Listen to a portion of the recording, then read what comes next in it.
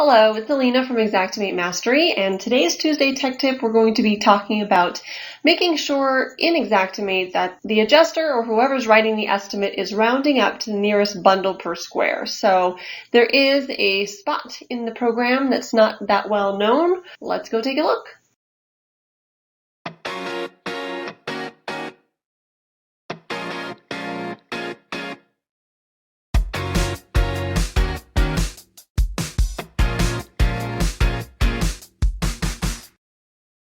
Okay, so here's the example that I wanted to show you. We've got a 22.57 square roof that the adjuster has added 24.72 squares to the estimate. And so you're not rounding up to the nearest bundle at this point.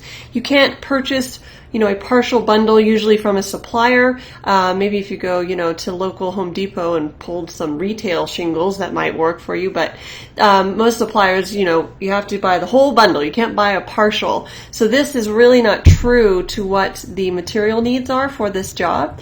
And we should ask for the next it to be rounded up to the next square, which would actually be 25 squares there. So I'll show you where this is happening and then also how I supplement for this. So this is the estimate here. And of course I'd put my little attachment and I'd put supplement items listed below. Then I'd come in here and I'd just copy and paste that guy. You can either use Control-C or you can right-click, copy and paste.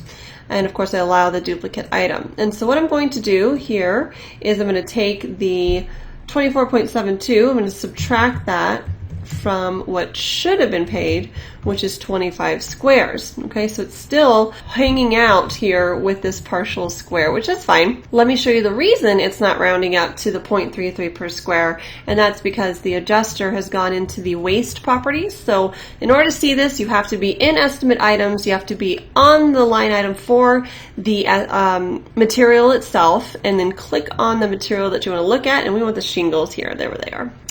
And we're going to go to the waste bin. It looks like a little ice cube or a waste bin, recycle bin, whatever you want to call it. If you click on that there, you'll see bundles per square, and it's turned to do not apply. If I turn that back to what it should be, which is generally 3 bundles per square, that's kind of the average with the 3-tab material that we're dealing with. If I left click OK, you'll notice that we should get a calculation of it rounding to 25. So I've just messed with the original part of the estimate, but as you can see, number one, you need to be supplementing for those partial squares. They add up over time. And then number two, if you ever see an adjuster do this, you'll know where to go and maybe, say, hey buddy, you need to go into your waste bin and turn it back to the 3 bundles per square because something's going on with your program, or just inform them that that actually is how the program was built, is to round up to the nearest bundle per square. You can also change that if you ever have a high grade shingle. If you need more bundles per square, that's something that you can also do. So this has been Alina Wilson with Xactimate Mastery. If you have any questions about this topic, be sure to comment below, and also like and subscribe this video for more videos like this. I'll see you next week.